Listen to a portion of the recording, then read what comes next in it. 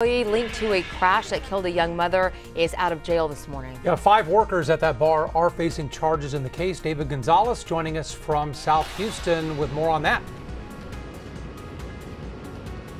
Russ and Lisa, yeah, a lot happening over the last several minutes. One of those bar employees actually walking out of that door that you see behind me here at the South Houston jail. Just take a look at this video that we captured of that woman walking out. She is one of 5 employees that have been arrested in this case for allegedly over-serving that teenager. Right now, we do not know exactly where she was heading, and she did not answer any of our questions. She was rushed into a car by 2 people.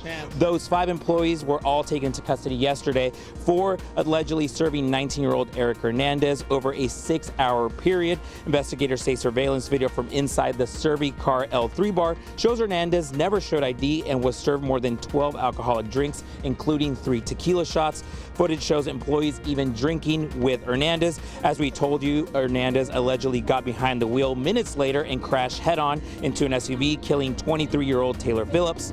Phillips' 1-year-old son and mother were also injured. Prosecutors are expected to release that surveillance video later today. And as for Hernandez, he is out on bond and faces up to 20 years in prison. Russ and Lisa.